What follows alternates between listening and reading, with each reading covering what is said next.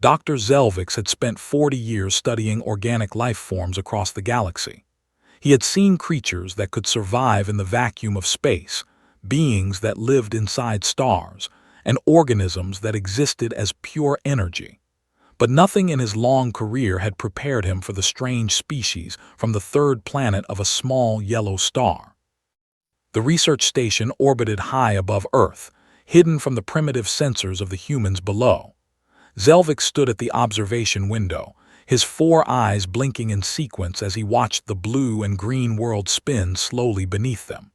Behind him, his team of scientists worked at their stations, collecting data and running simulations. "Dr. Zelvix, we have a problem with our models," said his assistant, a young Kelvari named Trinix.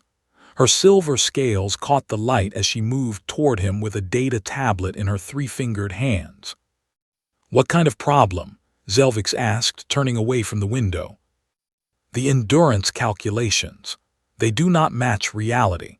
According to our standard biological formulas, humans should not be able to do what they are doing." Zelvix took the tablet and looked at the numbers. His primary brain processed the data while his secondary brain checked for errors. Both reached the same conclusion. The numbers were wrong. They had to be wrong. "Show me the raw data," he ordered. Trinix led him to her workstation. On the screen was footage from one of their observation drones. It showed a group of humans running across a vast desert. The temperature on the ground was extreme. The sun beat down without mercy. Any sensible creature would have stopped, found shade, and waited for cooler conditions. But the humans kept running.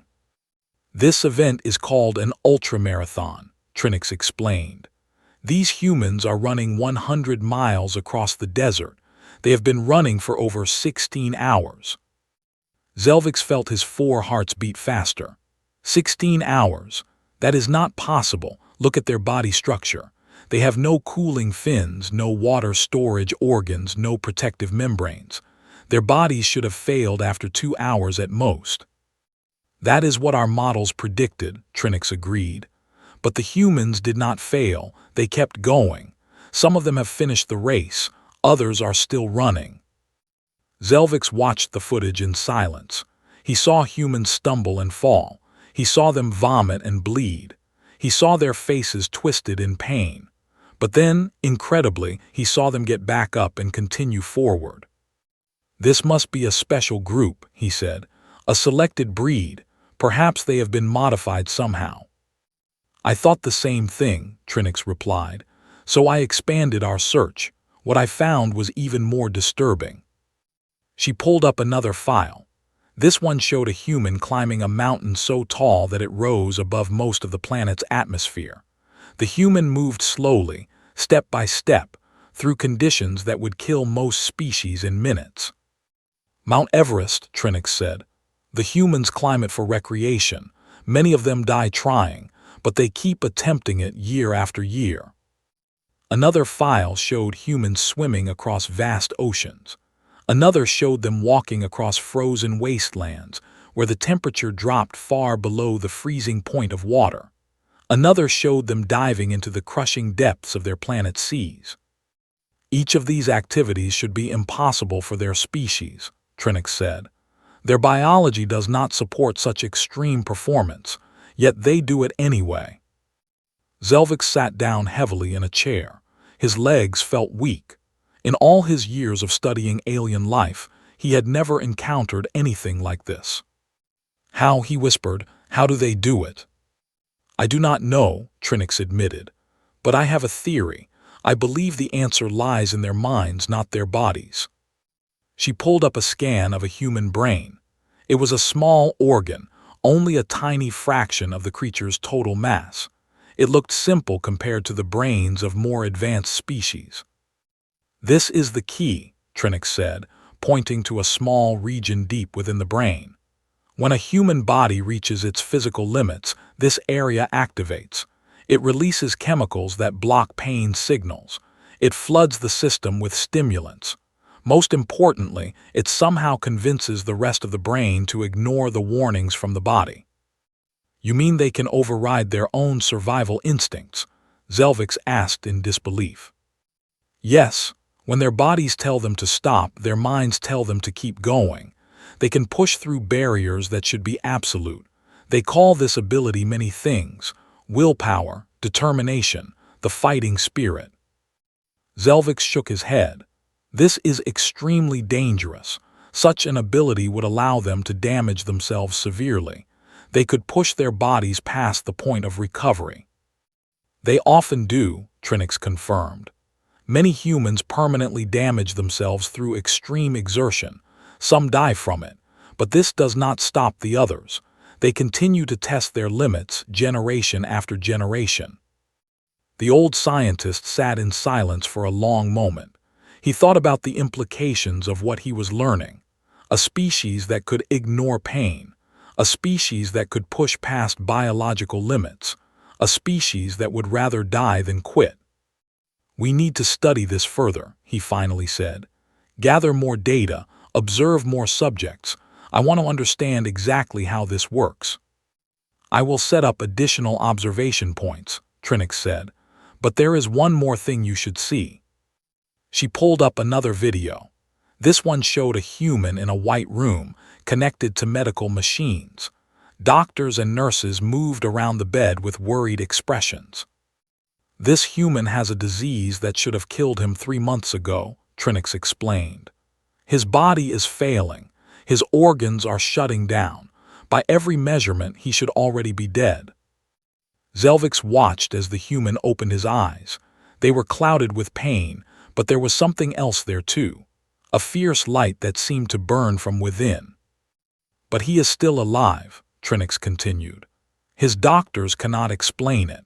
They say he is holding on through pure force of will. He told them he will not die until he sees his daughter get married. The wedding is in 2 weeks.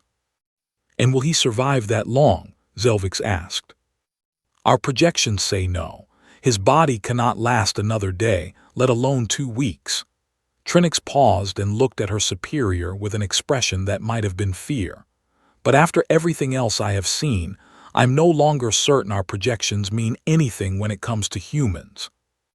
Zelvix stood up and walked back to the observation window.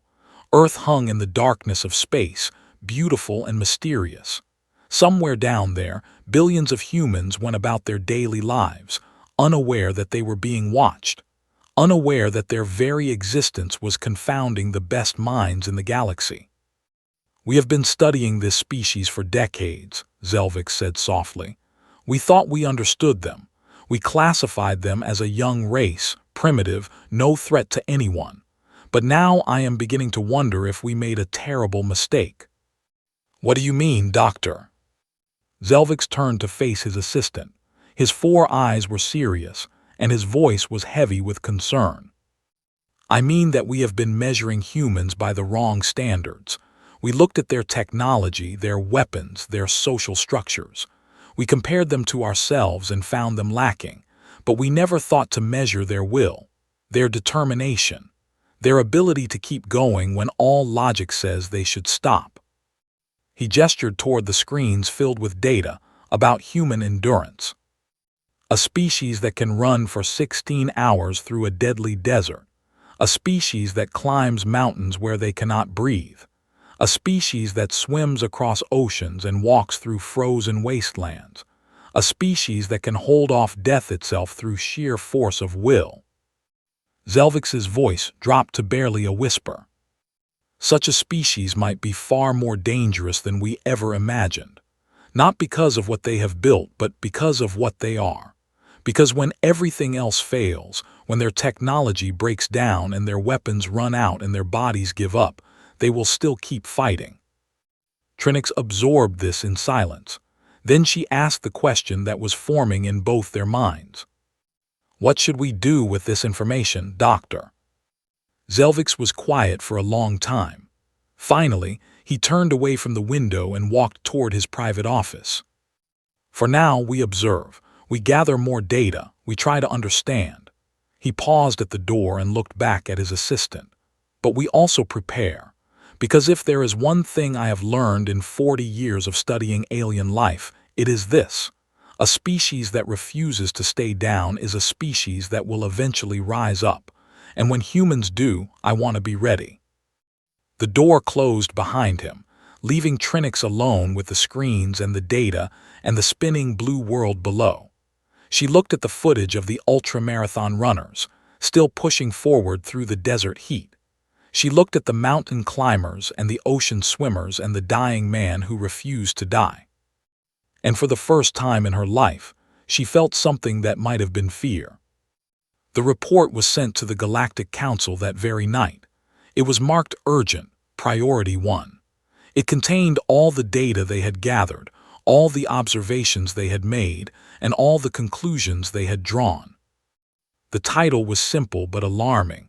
Human endurance exceeds all known biological limits, a potential threat assessment.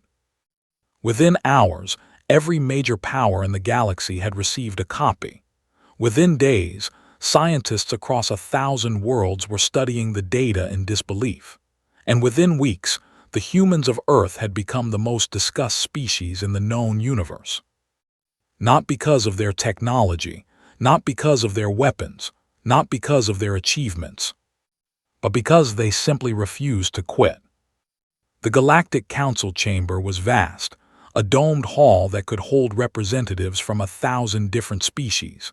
Today, only a handful of seats were filled.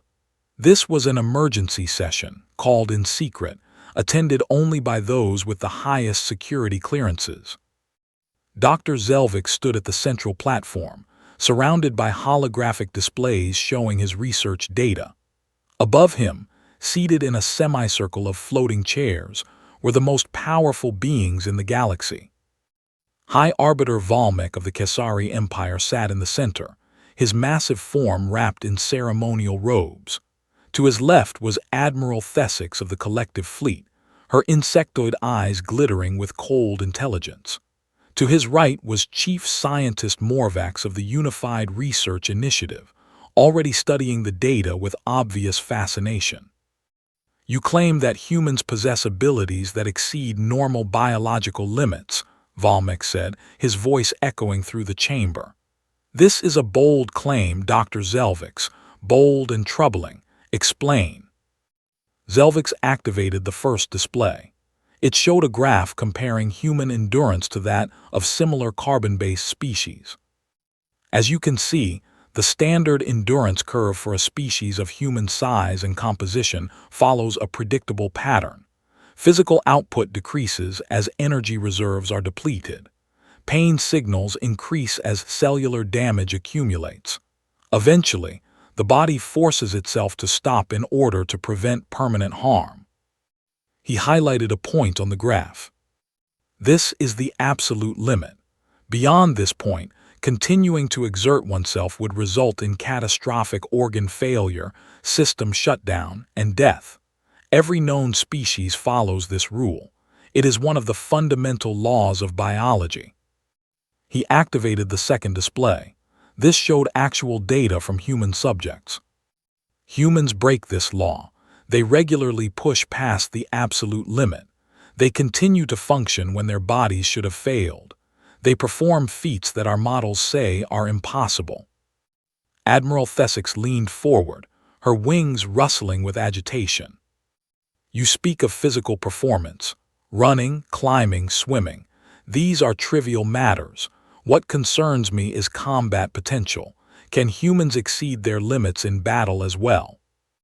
"That is an excellent question," Zelvix replied, "and the answer is yes. In fact, combat situations seem to enhance the effect." He pulled up footage from a human conflict. Soldiers fought in a ruined city, explosions and gunfire all around them. One soldier was struck by debris, his leg crushed beneath a fallen wall. "By all medical standards, this human should be immobilized," Zelvix narrated. "The pain alone should render him unconscious. Instead, observe what happens." The watchers saw the human drag himself out from under the rubble. They saw him wrap a crude bandage around his mangled leg.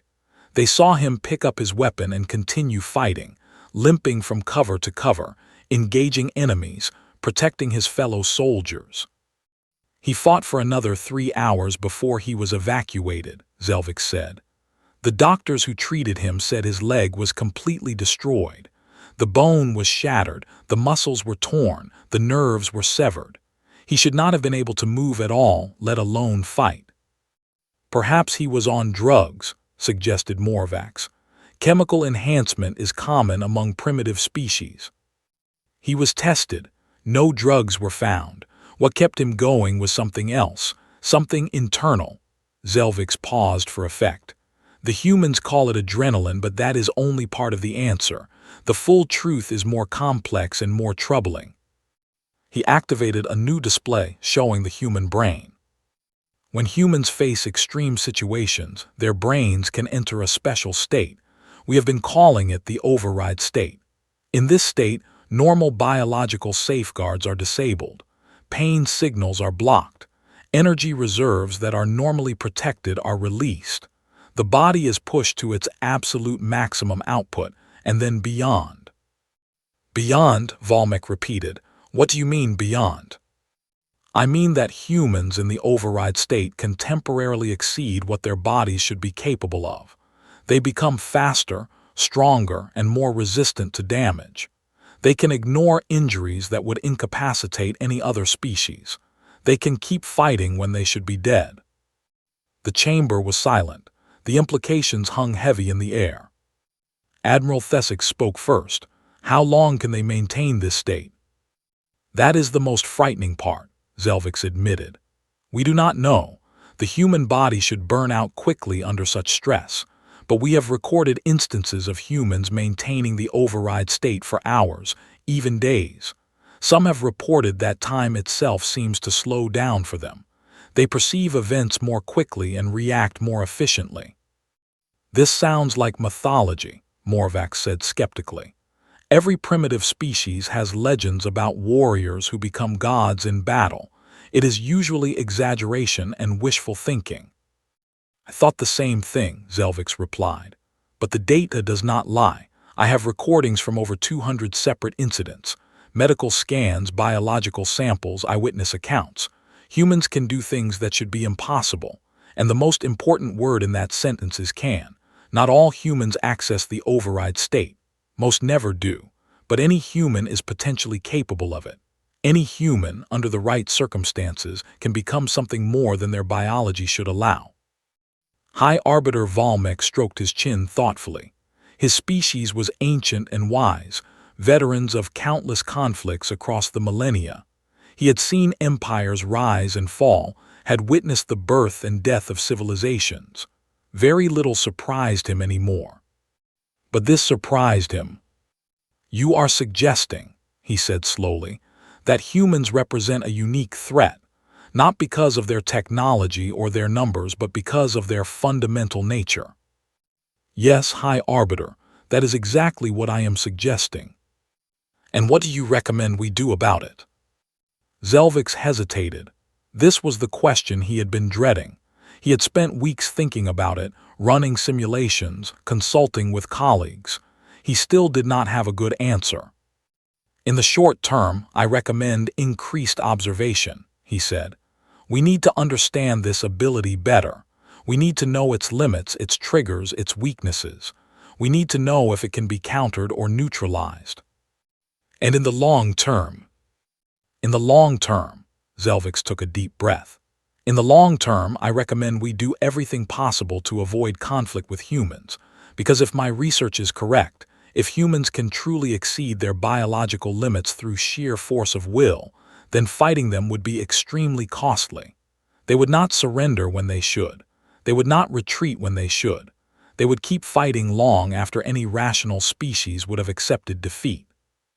Admiral Thesix made a sound of disgust.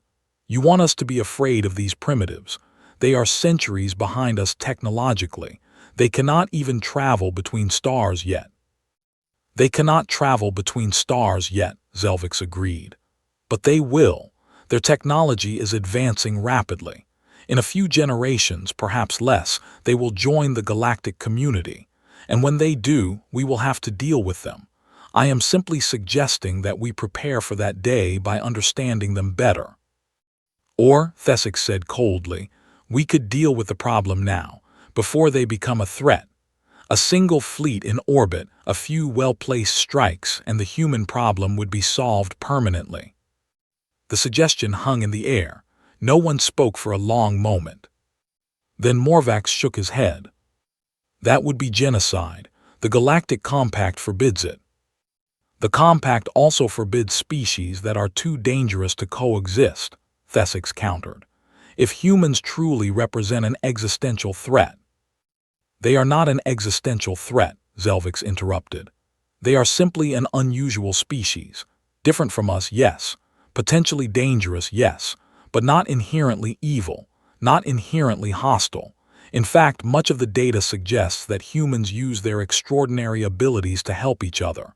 They push past their limits not to conquer and destroy, but to protect and save. He pulled up more footage.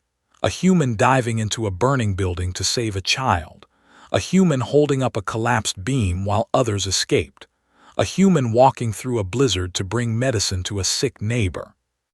These are not the actions of a species that wants to destroy others, Zelvix said. These are the actions of a species that cares deeply about life, about each other, about their world.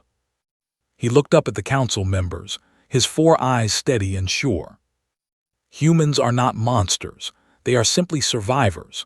For millions of years, they evolved on a dangerous world, surrounded by predators and natural disasters. They survived not by being the fastest or the strongest, but by being the most determined, by refusing to give up, by pushing past every limit that nature tried to impose on them. And now, Volmik asked, what are they now? Now they are on the edge of something extraordinary. They have nearly conquered their world. They are beginning to look at the stars. Soon they will reach out and join us among the stars. Zelvix turned off the displays and faced the council directly. The question is not whether humans are dangerous. The question is what kind of neighbors they will be. Will they see us as friends or enemies? Will they use their extraordinary abilities to help the galaxy or harm it? That depends in large part on how we treat them, on the choices we make now. The chamber fell silent again. The council members exchanged glances, communicating in ways that needed no words. Finally, High Arbiter Volmik spoke. We will take your recommendation under advisement, Dr. Zelvix. Continued observation, careful study, no hostile action. He paused, and his next words carried the weight of galactic law. For now, the word spread quickly through the research station. Emergency protocols had been activated. All observation posts were to increase their monitoring. Every piece of data about humans was to be reviewed and analyzed. Something had happened on Earth, something that changed everything. Dr. Zelvix rushed to the main observation deck, his old legs carrying him faster than they had in years. Trinix was already there, along with a dozen other scientists, all staring at the screens in shock. What is it? Zelvix demanded. What happened? Trinix turned to face him. Her silver scales had gone pale, a sign of extreme distress in her species. A disaster, she said. A massive earthquake in one of their coastal cities. Thousands are trapped under rubble. The rescue services are overwhelmed. Zelvix looked at the screens. He saw collapsed buildings, broken roads, fires burning out of control. He saw humans running through the chaos, some fleeing, others rushing toward the danger. This is tragic, he said, but why the emergency protocols? Natural disasters are common on Earth. Because of what the humans are doing in response, Trinix replied. She pulled up a specific feed. Watch this. The screen showed a collapsed apartment building. Official rescue teams were working at one end, using machines to carefully remove debris. But at the other end, ordinary citizens were digging with their bare hands. These are not trained rescuers, Trinix explained. They are neighbors, strangers, people who happened to be nearby when the building fell. They have been digging for 18 hours straight. Zelvix watched in amazement. He saw humans pulling at concrete and steel with bleeding fingers. He saw them lifting loads that should have been far too heavy for their size. He saw them refusing to rest, refusing to eat, refusing to stop. 18 hours, he repeated, without rest. Some have been working even longer, 20 hours, 24 hours. They only stop when they physically collapse, and even then they often try to get back up. Another scientist spoke up. We are detecting widespread activation of the override state.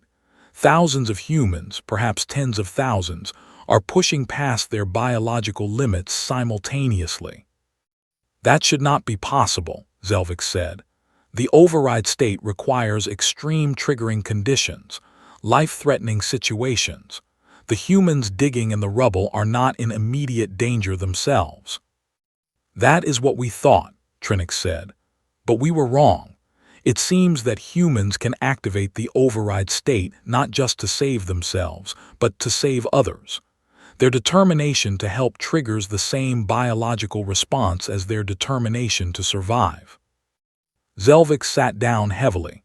This was beyond anything he had imagined. A species that could transcend its limits not just for self-preservation, but for the sake of others.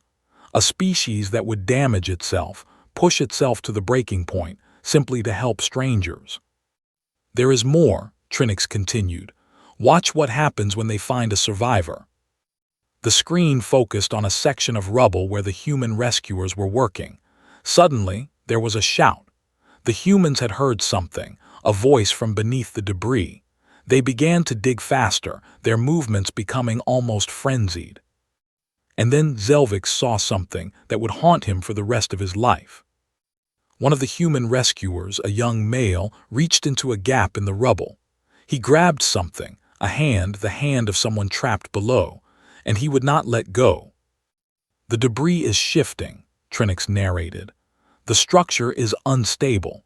The official rescuers are telling everyone to evacuate, that more of the building is about to collapse.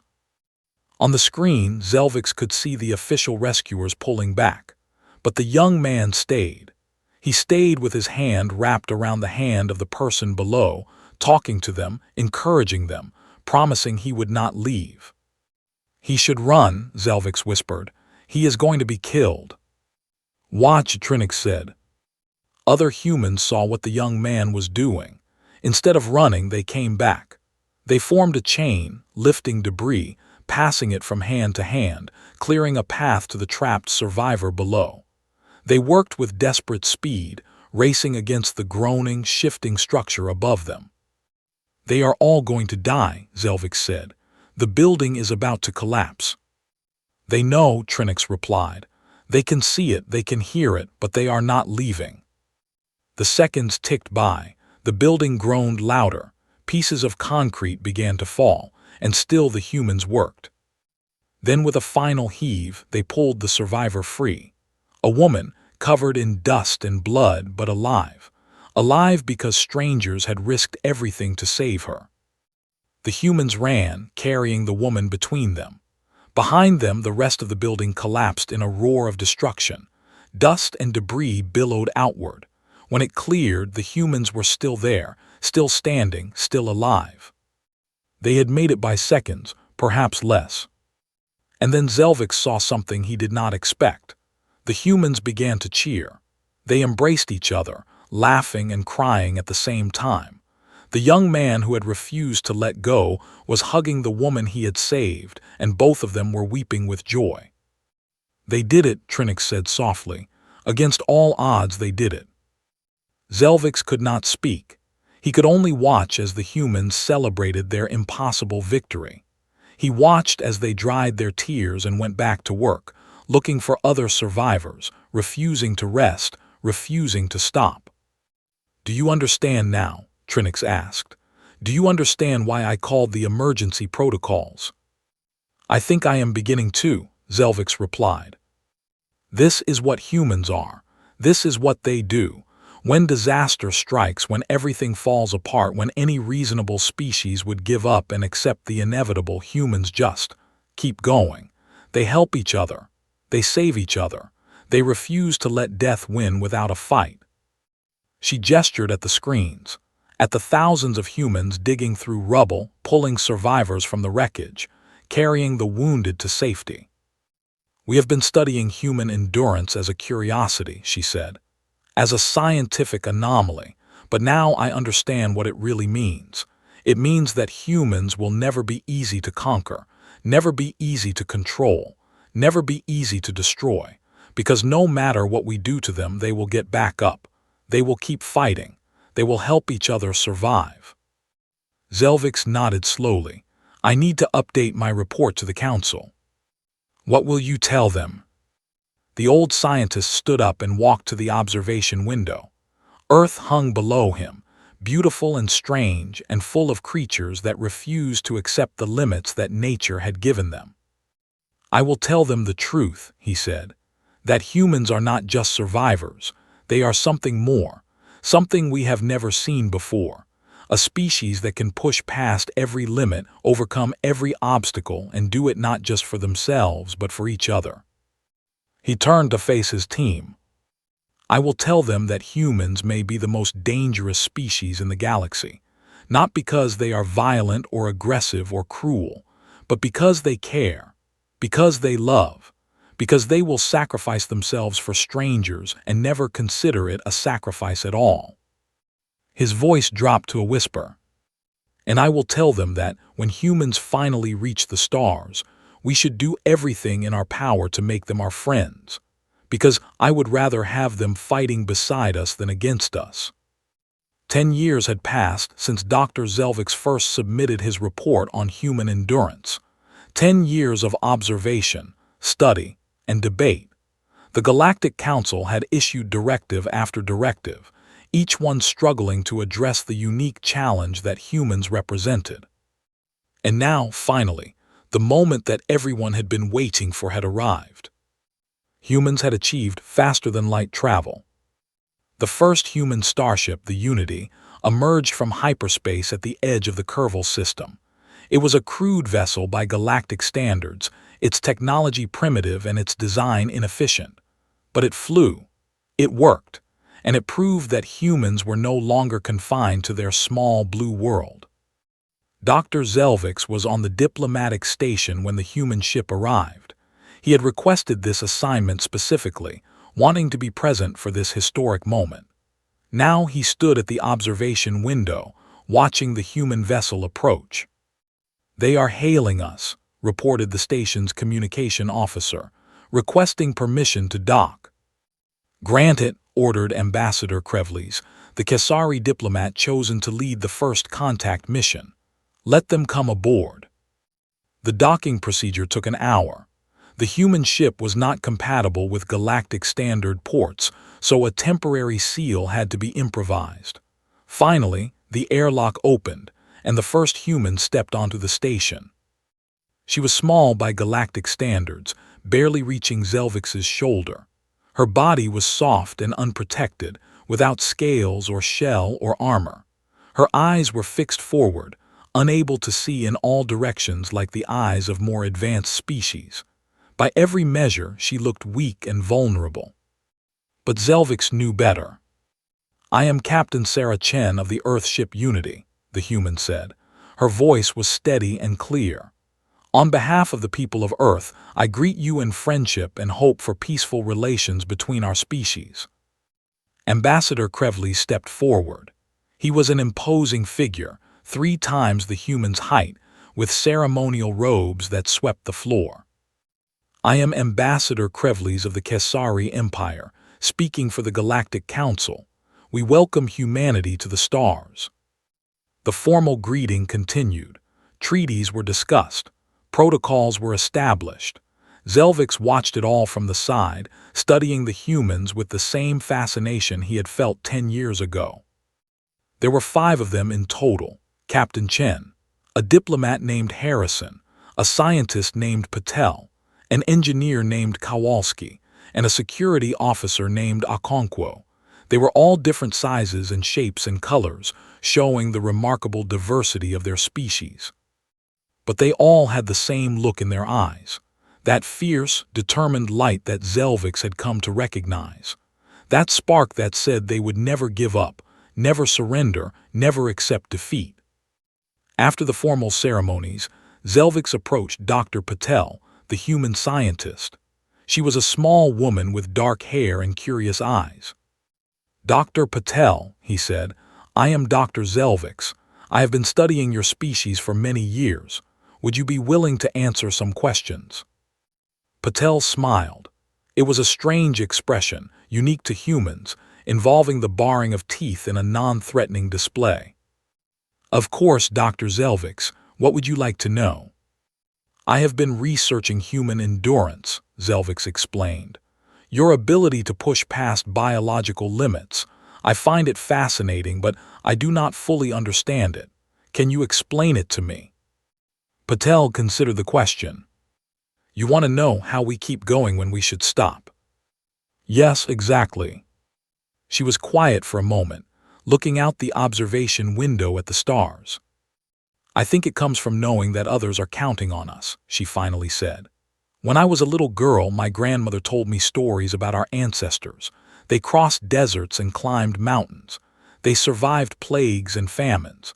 They fought wars and rebuilt cities. Every generation faced challenges that should have destroyed them, but they kept going because they knew that their children and grandchildren were depending on them." She turned to face Zelvix. "That is what drives us. The knowledge that we are not just living for ourselves, that our actions matter, that giving up is not just a personal failure but a betrayal of everyone who is counting on us." "And that is enough?" Zelvix asked. "That feeling of responsibility is enough to override your body's survival instincts?" "More than enough," Patel replied. "It is everything. When you love someone, when you care about them, you find strength you never knew you had.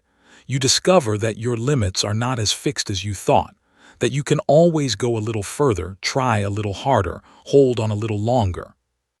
She smiled again. "We have a saying on Earth, where there is a will, there is a way. It means that if you want something badly enough, you will find a way to achieve it, no matter how impossible it seems, no matter how many obstacles stand in your path." Zelvix absorbed this in silence. Then he asked one more question. "What do you want, Dr. Patel? What do humans want from the galaxy?"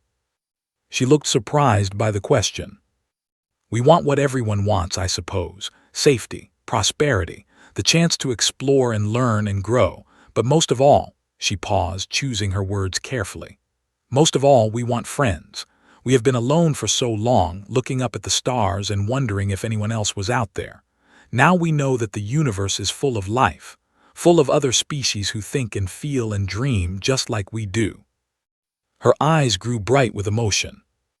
"We want to be part of something bigger than ourselves. We want to share what we have learned and learn what others have to teach. We want to explore the galaxy together, facing its wonders and dangers as allies, not enemies." She held out her hand in the human gesture of friendship. "We come in peace, Dr. Zelvix, truly. We have had enough of war and conflict on our own world. We do not want to bring those old hatreds to the stars. We want to start fresh, to be better than we were." Zelvix looked at the outstretched hand.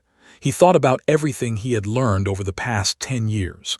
The ultramarathon runners, the mountain climbers, the rescuers digging through rubble, the dying man who refused to die. He thought about what it meant to be human, to care so deeply about others that you would push past every limit to save them, to hope so strongly for a better future that you would sacrifice everything to achieve it. And he made a decision. He reached out with his own hand and clasped the humans in his grip.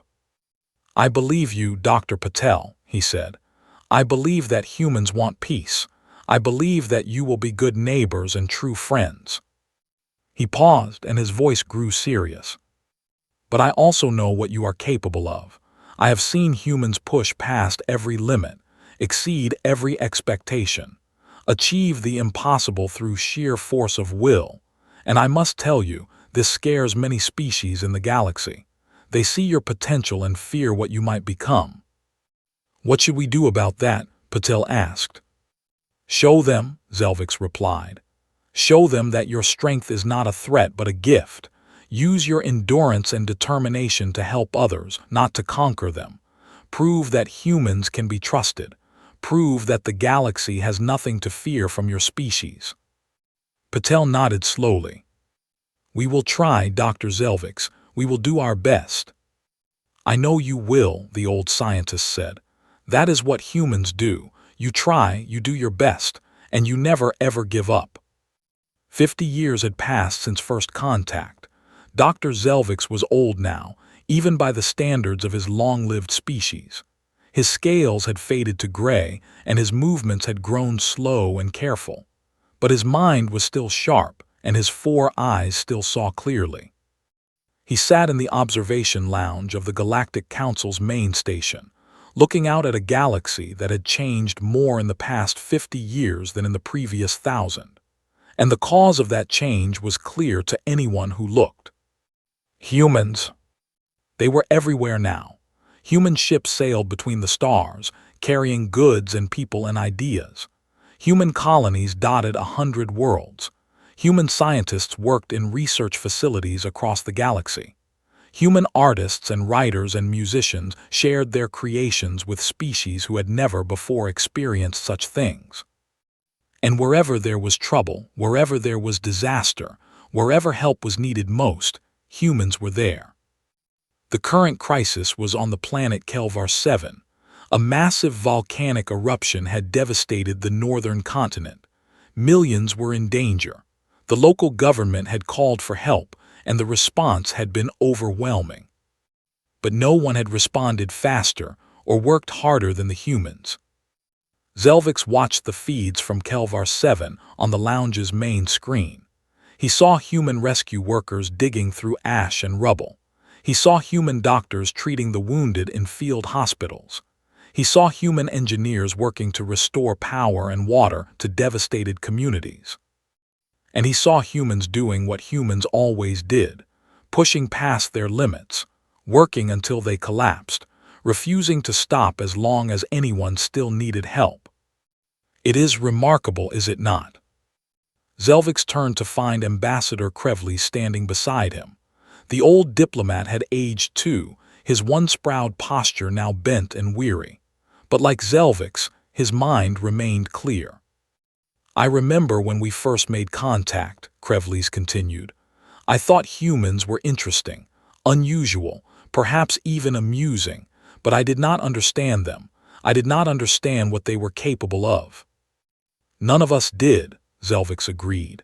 We saw their primitive technology and assumed they were inferior. We measured them by our standards and found them lacking.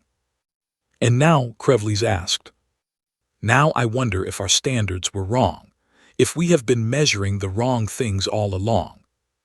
They watched the screen in silence for a while. A human rescue worker was being interviewed.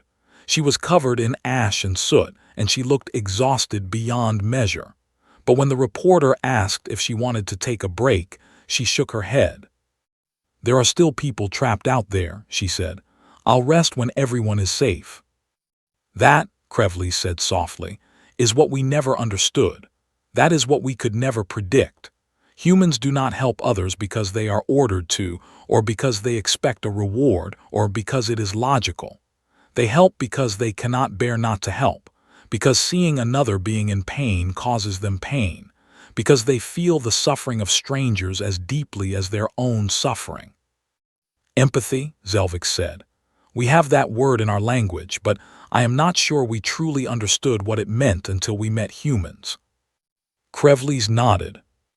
In the old days, before humans joined the galaxy, the Galactic Council was a cold place. Species cooperated when it was in their interest and competed when it was not. Alliances were made and broken based on calculation and advantage. Trust was rare and friendship even rarer. He gestured at the screen. But humans changed that.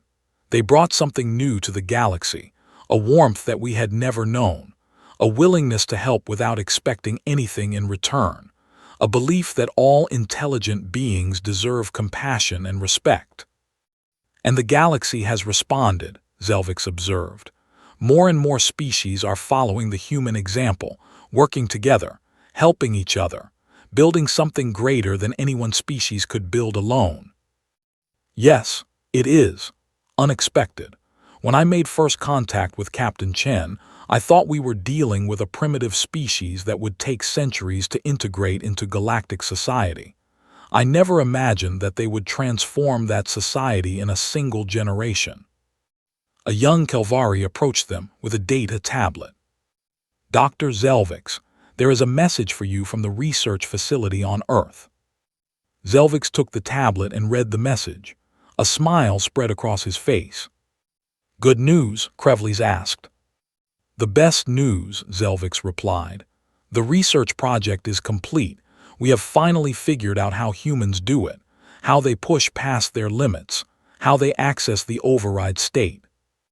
Krevles leaned forward with interest. And what did you find? Zelvix looked out the window at the stars.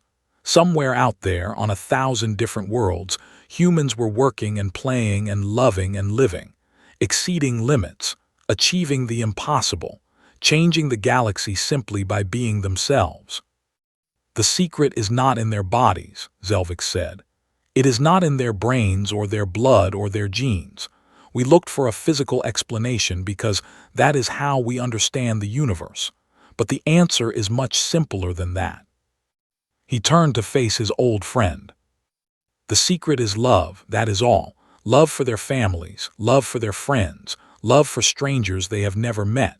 When humans love, they become capable of anything. They can run through deserts and climb mountains and dig through rubble. They can hold off death and defeat the odds and achieve miracles, because love gives them strength. Love makes them more than they are. Love breaks every limit. Krevles was silent for a long moment. That is surprisingly simple, he finally said. Simple to say, Zelvix agreed, but impossible for other species to replicate. We can admire human love, we can respect it, we can even try to learn from it, but we cannot feel it the way they do. It is unique to their species, a gift that evolution gave them, perhaps because they needed it to survive their dangerous world. He looked back at the screen, at the human rescue worker still digging through the rubble, still refusing to rest, still saving lives. But here is the thing I have finally come to understand, Zelvix continued. We do not need to replicate human love to benefit from it. We just need to accept it, to let humans share their gift with us, to be inspired by their example. He gestured at the screen. Look at the rescue teams on Kelvar 7. Half of them are not human. Kelvari, Kesari, members of a dozen other species. They are working beside the humans, matching their pace, pushing past their own limits. Not because they have the same biology, but because they have seen what is possible. They have learned from the humans that limits are not as fixed as we thought, that determination and love can overcome almost anything. Krevles nodded slowly. The humans have given us a gift, he said. Not their technology or their resources, but their spirit, their refusal to give up, their belief that the impossible is always worth attempting. Yes, Zelvix said, and that gift is changing the galaxy, making us better, making us stronger, making us more than we ever thought we could be. He rose to his feet, his old bones protesting but holding firm. I am going to Kelvar 7, he announced. I want to see this miracle up close. I want to work beside the humans and the others. I want to push past my own limits just once before I am too old to try. Krevles looked at him with surprise. You are serious? I am always serious, Zelvix replied with a smile. Except when I am joking, which is never. My species does not joke. He paused. That was a joke. The humans have been teaching me. Krevles laughed.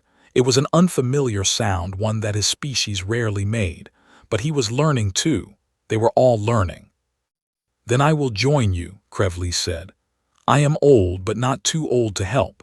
And if the humans can push past their limits, then perhaps we can push past ours as well. The two old friends walked together toward the docking bay, where a transport ship waited to take them to Kelvar 7. Behind them, the main screen continued to show scenes of rescue and hope. Humans and aliens working side by side, different species united by a common purpose, a galaxy transformed by love. Dr. Zelvix had spent his whole life studying alien life forms. He had seen creatures that could survive in space, beings that lived in stars, organisms of pure energy. But in all his years, he had never seen anything as remarkable as what he was seeing now. He was seeing the future, a future where species did not compete but cooperated, where limits were not accepted but overcome, where love was not a weakness but the greatest strength of all. And at the heart of that future, leading the way, were the strangest and most wonderful creatures he had ever studied. Humans, the beings who refused to accept the impossible, the species that exceeded every limit, the ones who loved so deeply that they could change the galaxy itself. Dr. Zelvix smiled as he boarded the transport ship. He was old and tired, and his best days were behind him. But today, inspired by the humans he had studied for so long, he was going to push past his own limits. Because if humans had taught him anything, it was this: the only true limit was the one you accepted. And Dr. Zelvix had decided, here at the end of his long career, to stop accepting any limits at all. The transport ship departed for Kelvar 7, and in the observation lounge behind them, the screen continued to show humans doing what humans always did: surviving, helping, loving, refusing to give up, exceeding every limit that the universe tried to place on them, and showing the galaxy what it truly meant to be alive.